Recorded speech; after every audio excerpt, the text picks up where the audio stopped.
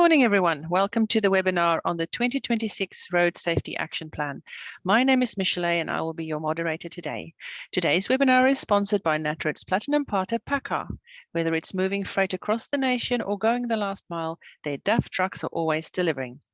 Our speaker today is Ralston Fernandez. Ralston is currently Director, Road Safety Strategy and Policy at Transport for New South Wales, where he oversees development of key strategic directions and policy reforms for road safety. He has over 15 years' experience in road safety research and policy development and holds a PhD in psychology in the field of road user behaviour. Ralston played a leading role in developing the New South Wales Government's new 2026 Road Safety Action Plan. Like always, we'd love to hear from you during today's presentation. If you have a question, please feel free to type in your questions in the Q&A section at the bottom of the screen.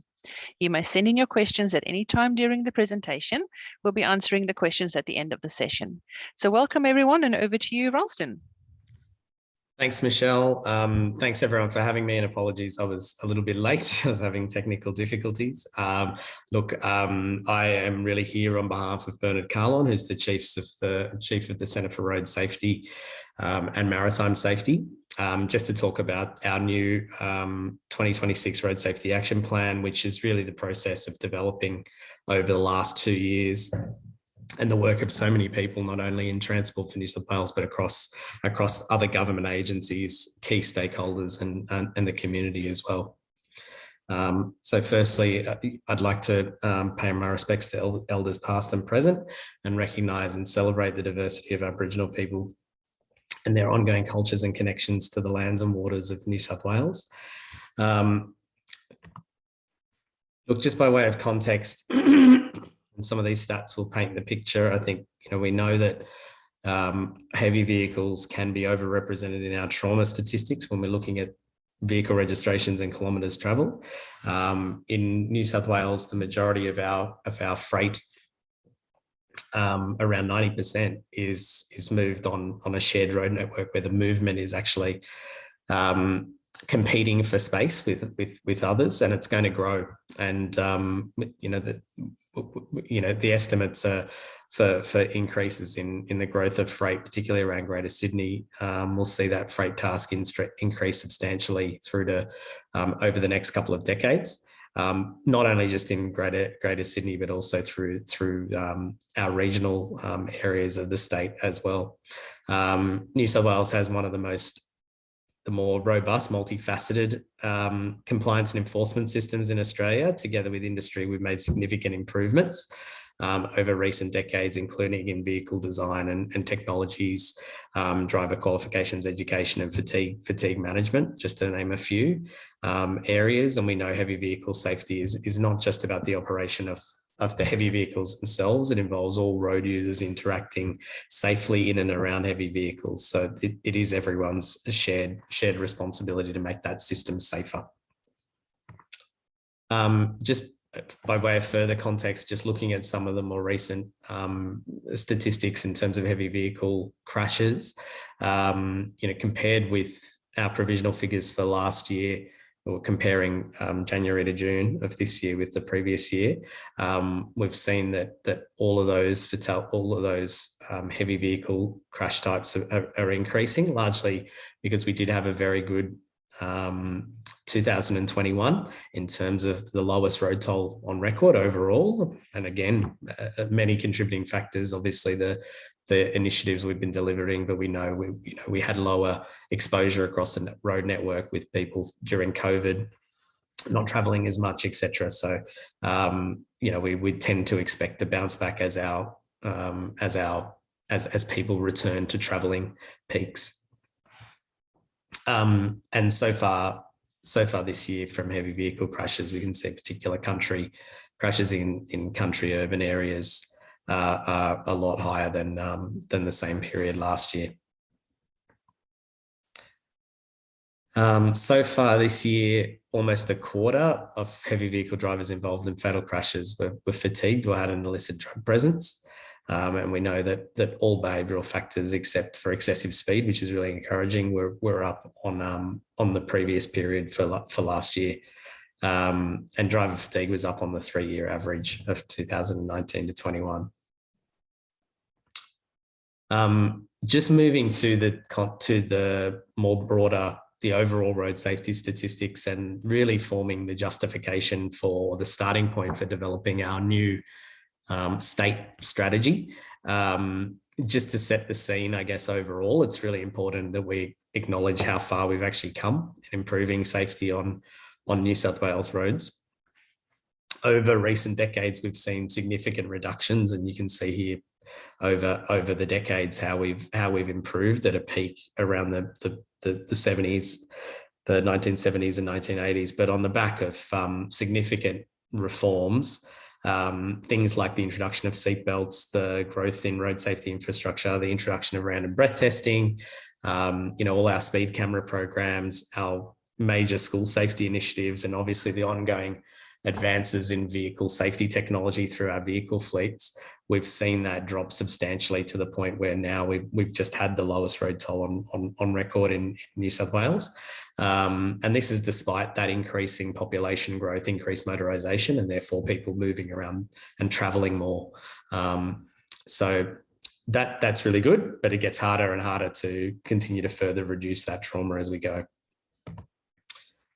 With that overall reduction, we know that our previous Road Safety Plan 2021, has actually helped to move us towards zero, and helped, with the help of our key partners, including yourselves, obviously police, local government, a range of people, the education sector, and the community. We've actually delivered initiatives that have successfully brought that road toll down through the Community Road Safety Fund.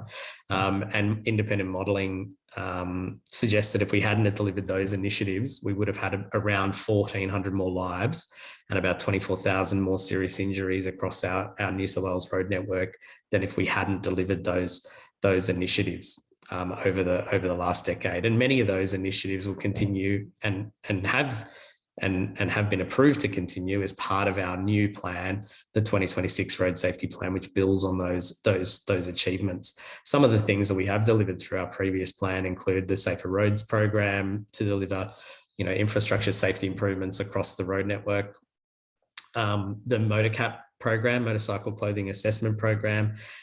We've obviously had increased testing through the Cadell testing facility as well. We've introduced mandatory alcohol interlock program for high risk and repeat offenders. The world first mobile phone detection camera program, which other jurisdictions, not only in Australia and around the world, are looking at now. More ambitious drink and drug driving reforms, speed management, moving, particularly in that urban environment, moving to 30 and 40 Ks through our high pedestrian activity areas, mandatory road safety education, a range of other behavioural initiatives as well, and programs such as the local government program and the driver licensing access program. So we've delivered a lot through that previous plan, which has helped us. And that's really why we're developing our new plan. We've delivered all of that. We've got our road toll to a certain point, but we need to keep being as ambitious as we can and delivering as much trauma reduction as we possibly can. Off the back of detailed trauma analysis and analysis of trauma trends, which we're lucky enough to have the most detailed, one of the more detailed sets of road safety crash information in the Southern Hemisphere. Off the back of all of that analysis and research evidence around countermeasures, we delivered extensive community and stakeholder engagement, which included the components you see on the screen there, a range of face-to-face forums with the community, online surveys, both representative of the population at large, but open link surveys, which had a lot of motorcyclists and heavy vehicle drivers represented in those surveys, stakeholder forums with key government agencies and advocates, the Road Safety Advisory Council, and also we received direct submissions from the public. And we built that into the development of the plan and really took on board the key feedback from the community and our stakeholders, and things like a real desire to see safety measures being built into road infrastructure and design, particularly around lower speed limits, increasing infrastructure development and more frequent road maintenance, making our safer and newer vehicles more safety focused and having the right type of safety technologies. Public education and safety campaigns was another key kind of finding that we've built in here, and ongoing police enforcement and highway patrol to monitor and deter illegal and risky behaviours across the road network. One of the key findings from the community engagement was strong support from the community, 84% of people supporting the government's target of zero trauma. And for us, it's not just a vision. So it's really good to see that community support. But one of the things that we've built into not only our plan development, but our overall road safety management approach over the past couple of years is to actually model whether we can get there. And we've done this by estimating what our future trauma is going to be based on our current pipeline of safety measures. So if we build in all of the things that we know we're delivering across infrastructure, speed management, enforcement programs, behavioural programs, all the things that we can model into the future, map out, we then see how far we can actually get under a BAU situation. We map out a pathway for achieving ambitious targets along the way to zero, what our system needs to look like to get to zero, and work backwards and see how close we can get there. And it actually says that if we deliver the right combination of ambitious safety measures, deliver them to their full maximum potential, if there was no funding constraints or political constraints or any other constraints, we actually have the toolkits, that the measures in our toolkit to achieve a very low trauma future, around a 90% fatality reduction and an 80% serious injury reduction for our customers by the end of 2050. And that's not including any kind of other unknowns at this point, because there will be things over the decades that will revolutionize, hopefully, the safety landscape. So that was a really useful tool for us, because it said to government that we can be ambitious. If we're ambitious, we can make some serious inroads. So what we did was work actually backwards from that state, look at what we wanted the system to look like by 2030 to really kind of, I guess, tailor our program of actions in our new plan to make sure we were not only achieving new ambitious interim targets to 2030, but that will take us on our road to zero. But it's only possible if we're ambitious as we can possibly be, and that takes some doing. Off the back of that, the work outlined on the previous slide really helped inform the development of our new targets, and particularly the set of actions that we want as the core of our new plan. Look, on the far left, the 2021 30% reduction target, that was the target that government set a decade ago with the previous road safety plan to achieve a 30% reduction in fatalities on our road network by the end of last year, which we achieved. We have got, through future transport, in Transport for New South Wales, we've got a target of zero transport trauma by 2056. But through our National Road Safety Action Plan, developed centrally by the Commonwealth, all jurisdictions are committed to achieving zero road trauma by 2050, as signed off by all the ministers. And in the middle, with the development of our new plan, we've really set new targets for 2030. We've got a 5-year plan, but a 10-year target horizon. And our new targets are to achieve a 50% reduction in fatalities and a 30% reduction in serious injuries by the end of 2030. And that's based on average 2018 to 2020 figures.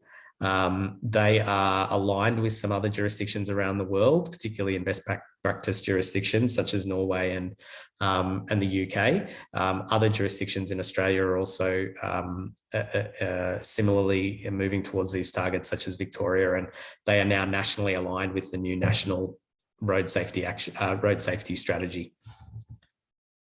And they're really important. I mean, our targets are so important to drive the right level of ambition to achieve ongoing trauma reductions. So the actual Road Safety Action Plan, which was approved, is available publicly online. I'm not sure if that's been circulated, but we can definitely send you a link to that. The new plan remains based on the safe system approach to road safety, which is really about building a system for failure, really. We have to acknowledge that people will do the wrong thing. They will take risks. They will make mistakes, but they shouldn't pay for their lives or a serious injury because of that. And we need to create and design a system around that so that they can remain safe. So it's still based on the safe system approach, built around 5 key priority areas, based on the analysis of our trauma, creating safer country roads and urban places, increasing the safety of vehicle and protective equipment, vulnerable and other at-risk road users, making safer choices on our roads, and making safe system happen, which is really around enabling the right type, setting up for the future. What are the things we need to do to set up now over the next 5 years to reap benefits further down over the decades? And if you think about a good example being something like how are we embedding the right type of safety requirements into our connected and automated vehicles agenda for the future, even though it's a largely unknown quantity for the future decades. We need to be at the table and influencing the right type of safety outcomes if we're going to see it as the panacea that everyone does in those future decades. And all of that is driven by our ongoing research, testing and evaluation and fatal crash investigation, data improvements, etc. So just to highlight some of the key road safety action areas, they're listed up here. It's just a snapshot. We know we need to pull on all of our levers to really continue to reduce trauma. And this will continue to be the case for quite some time. So just to touch on road infrastructure and speed management actions. So I mentioned before, it was a very successful Safer Roads program that has been delivered over the last decade. So through the new plan, we really want to continue to deliver road safety infrastructure and speed management throughout the network to really transform that network, keeping our focus on saving lives on country roads, given that we know that's where the majority of our fatalities occur, to continue to deliver roadside median safety barriers, audio tactile line marking, looking at speed reviews for those high risk default sections of road that are lower quality, where we know we might not be able to actually fit the right type of infrastructure safety treatments there, and continuing to transform safe, livable urban communities, as well as the safety of intersections.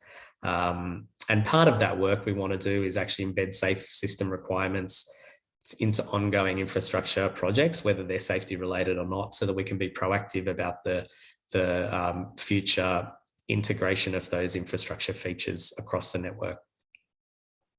In terms of pedestrian, motorcycle and bicycle safety, there's quite a few things that we're doing. Obviously, in terms of speed management is always a critical thing for our more vulnerable road users. And so we're seeing a lot more expansion of our 40K high pedestrian activity areas, particularly with place making coming to the fore. And we want to move that into 30 kilometers an hour zones for our high pedestrian places. We are also looking at some reforms for bicyclists being subject to the same mandatory drug and alcohol testing requirements as other vehicle controllers. We're looking at the retrofitting of low-cost technologies to increase the detection of pedestrians, motorcyclists and bicyclists in our future bus procurement contracts, in our future kind of construction contracts as well. And we want to deliver enhancements to the motorcycle graduated licensing scheme. In terms of drug and alcohol offender actions, there's the first thing we've done, which has commenced, is the establishment of an advisory group to revitalise the strategy for drug and alcohol enforcement to achieve greater reach, efficiency and deterrence, really working closely across government with police and justice in particular, to really refocus and revitalise our efforts in this space. Obviously, police had to divert their resources through the last couple of years for COVID. We really want to kind of re-prosecute, what are our optimal testing levels for roadside drug testing, RBT as well, what other reforms and research do we need in that space. And there's a range of other actions that are committed to in the plan that stem off the back of the repeat offender inquiry that government had tabled. In terms of enforcement technologies, we're committed to delivering a new automated enforcement strategy, which really, we've seen the benefits of, using smarter enforcement technology through the mobile phone detection camera program. So it's really about leveraging that good work and seeing how far we can take that to actually target a range of unsafe behaviours. There is a commitment there for a new program to use our mobile phone detection camera programs to also enforce illegal or seatbelt offences. So that's something that government's committed to doing, and a passage of legislation was committed for this year. With enforcement wouldn't be commencing until well into next year for that, but pending legislative changes. We obviously want to support our existing enforcement programs as well. There's a range of local government actions as well in terms of reviewing and expanding our local government road safety program further, expanding the driver license access program as well, and also delivering a new online Towards Zero collaboration hub for local government and road safety community advocates. That's something that's already commenced. It's really about bringing everyone together, coordinating all of our information so that we can we can actually put the right information in the hands of those people that are actually trying to deliver road safety on the ground. I'll talk a little bit more about heavy vehicle safety actions in a second, but yeah, there's a range of other vehicle safety actions, other vehicle safety actions that are really a priority as well. We're delivering a fleet renewal program to really provide the former government and industry fleet vehicles into the hands of younger and disadvantaged people, to see if we can improve their access to the safest vehicles possible. And we obviously continue to work with the Commonwealth to support faster federal mandating of safety technologies of vehicles entering our Australian new vehicle market. So in terms of priority areas for heavy vehicle safety, one of the key actions in the new plan is to deliver a new heavy vehicle safety strategy to really improve safety across heavy vehicle safety across New South Wales. As you may be aware, there's a review of the heavy vehicle law reform, which is underway, and we know that the report's expected to be tabled at the end of this year. So we're not proposing to be commencing the development of that strategy until the outcomes of that review are known. But we know that there's already been a lot of work done to date in partnership with industry to really take an integrated approach to improving safety outcomes for heavy vehicle, not only heavy vehicle drivers, but also other road users involved in crashes with heavy vehicles. Some of the other priority areas to improve heavy vehicle safety include improving road safety infrastructure. So I mentioned there that we've got a new Towards Zero Safer Roads program to continue to deliver safety improvements across the road network that improves the safety of the network, not only for all road users, not just heavy vehicles, but all types of vehicles, all types of road users. And we have actually just announced, the government's just announced almost $200 million for the first couple of years of that program on the back of all the federal stimulus money that we have received to continue to transform the road network as well. So there's a lot of delivery going on in that space to make sure we're systematically building a safer road network for all road users. In terms of supporting the increased uptake of vehicle safety technologies, so we are committed to supporting faster federal mandating of safety technologies. As I said, we want to be aligning with the timeframes, in particular for introduction of the UNECE, the Vehicle Safety Regulations, and Australia's commitment to adopting these standards. So we've worked really, and particularly the modelling work that we've done, we've really used that to influence as best we can the Commonwealth, and we have seen some traction there, which is reflected in the not only the priority areas of the National Road Safety Strategy, but the actions and timeframes for mandating specific features through the new National Road Safety Action Plan, which is still going through approvals federally. And for all new heavy vehicles, that's looking at front and side, rear underrun, improved direct and indirect vision, blind spot monitoring, lane keep assist, more advanced autonomous emergency braking and intelligent speed adaptation, which is all coming through the European safety reg. We're also looking at, as I mentioned, trialling the uptake of low-cost retrofittable technologies on heavy vehicles to increase the detection of our vulnerable road users, particularly with all the construction that we're seeing in and around urban areas. In terms of supporting industry to operate safely and efficiently, we're looking at enhancing our fleet procurement and management policies for New South Wales government contractors. So as part of the previous road safety plan, we developed an updated New South Wales government light fleet purchasing policy to make sure our government fleet vehicles are being made safer. For this new plan, we really want to build on that critical work and ensure government kind of continues to take the lead in that respect. We also want, there's also consideration of introducing heavy vehicle safety requirements and technologies for government funded infrastructure projects as well, and suppliers of heavy vehicles to government agency projects. In terms of building a safety culture in heavy vehicle, for heavy vehicle industry, we want to continue to support, and we have committed to continue to support the CLOCS A program. And so that not just in terms of the commitment in the road safety plan isn't just in terms of being a partner ourselves, but we actually want to be actively encouraging and working across local governments and other partners to partner in that program to ensure that gives way to the introduction or the use of the safest technologies possible. And in terms of improving safer road user interactions with heavy vehicles, we want to continue to educate all road users around the interactions or on safe interactions around heavy vehicles. So really highlighting the unique driving factors affecting heavy trucks.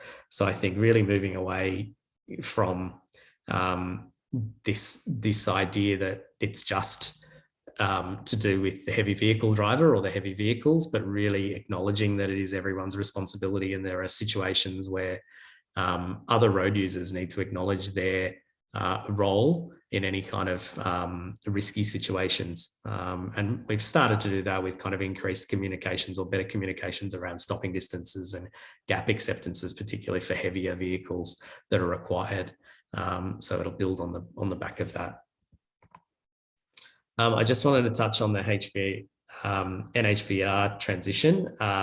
It's not our area of remit, but just to kind of touch on that, the New South Wales Heavy Vehicle Regulatory Services, transition from Transport for New South Wales to the NHVR on the 1st of August this year. So that means from the 1st of August, roadside enforcement investigations, prosecutions, and scheduled heavy vehicle inspections previously provided by Transport are now delivered by NHVR. So we continue to provide a number of other important services, including licensing, registration, and compliance issues. The transition is the next step towards national consistent compliance for all heavy vehicle operators travelling across New South Wales. So it's part of that broader national reform program. And the relationship between Transport and the NHVR is being managed under an MOU to help ensure safety standards are not only maintained but improved.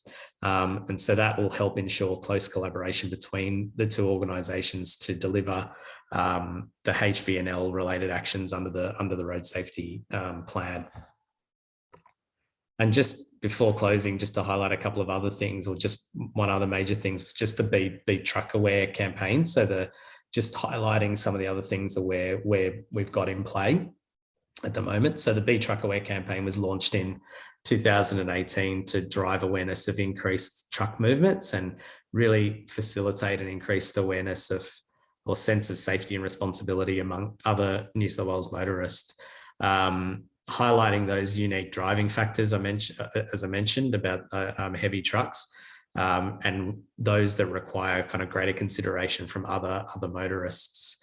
So there's a link to the YouTube page there if anyone is interested, but we've really looked to promote that at key events, promote that on our website, and also have in-flight messaging where appropriate. In terms of the campaign results, we know that there's campaign tracking research shows that 56% of the primary audience recognise elements of the campaign, which is in line with the norms that we see for our campaigns. Although, you know, we can always do better than 56%. And we know the message takeout is strong, which shows that the creative is cutting through and delivering on its objectives. So 79% of the primary audience strongly agree that the ad communicated that the need to be aware of safety risks near trucks, and the norms usually around 66%, and 81% of the primary audience strongly agree that the ad communicated the importance of taking extra care when you're driving or riding near trucks. And again, 81% is really good message takeout with a norm of 66%. So that was just to highlight some of the things that we're doing at the moment off the back of what we will be committed to do through our new plan.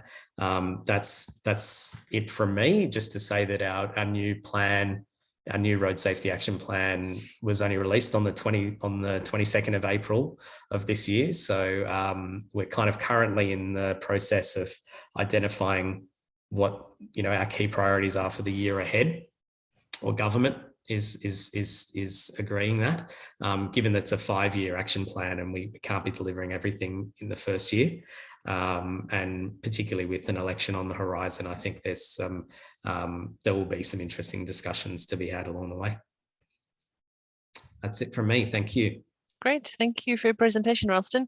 We'll start with some questions. Our first question is it possible for Transport for New South Wales to highlight the stretches of road where most truck accidents occur and do something about improving the infrastructure on those roads? A black spot audit, if you like. Yep. So we do have the ability to look at exactly where on the network all of our trauma is occurring, and that goes down to heavy vehicle related crashes as well. It's something we do, and we weave into the development of our ongoing program delivery. So things like the Safer Roads program that I mentioned, and also also the new program that we're planning to deliver, the Towards Zero Safer Roads program. That's what the team does.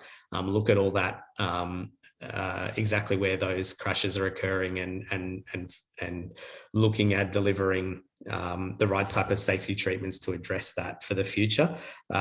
It's not just in terms of our infrastructure safety program, it's also where we, you know, that sort of intelligence is where we look at our compliance programs. So in terms of our speed camera programs, or our point-to-point, our average speed camera programs are all designed based on that information.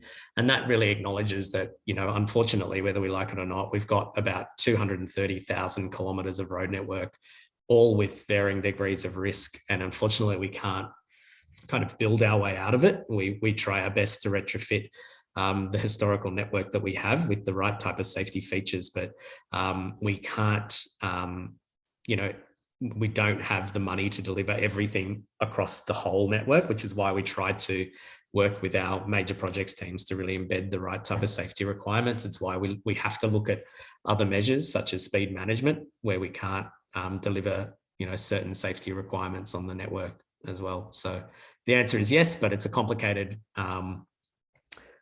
issue to resolve in every instance. Great. Our next question is, what is the influence of speed on truck accidents? Is it greater or lower than the influence of speed on light vehicle crashes, especially fatalities? Yeah, so look, just taking heavy vehicles out of the equation, and look, speed plays a huge role in not only the incidence of a crash, but the severity of that crash, regardless of road user. It's, you know, speeding is the largest behavioural factor involved in all of our serious trauma that we see. And so any reductions in speed will allow us, all road users, to limit the impact and the severity of any crash that might occur. So particularly at higher speed environments where we have less reaction time or less time to react to hazards in the roadway, things, or risky or illegal behaviors of other road users, it becomes so important.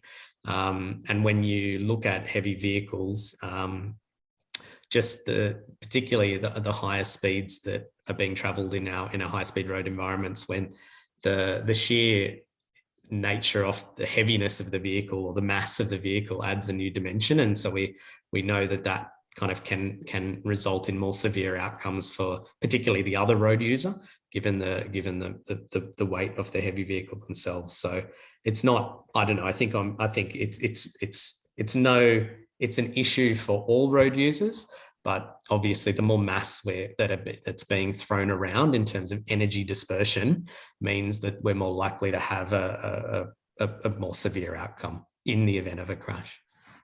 Great. The next one, why are there different maximum speeds for B doubles and road trains? Look, it's not really something I can answer. I can take that on notice and come back through you, Michelle. I'd have to check with our safer vehicles team for that advice. Okay, sure. Our next question, I believe NTI have reported that a fraction over 40% of fatalities involving heavy vehicles are due to the light vehicle driver committing suicide. What is New South Wales doing to eliminate suicide by truck to meet your fatality and trauma reduction targets? Look, I'm not aware of that research, but just one thing to note is that known suicides are excluded from the road tolls. So it does not include any suicides or any other medical episodes that occur. So where there's a known suicide, our team will connect with another part of government to ensure those appropriate services are being looked into. Great. And we had a question about circulation of slides. Just to let you know that the webinar was recorded and it will be on the NatRoad website. So you'll be able to access the audio and the visual on the website. I don't have any more questions. So thank you, Ralston, and thank you everyone for attending. If you have any other questions, please send an email to info@natroad.com.au and we will share it with Ralston and get back to you. Have a great day, everyone. Thanks, everyone. Bye.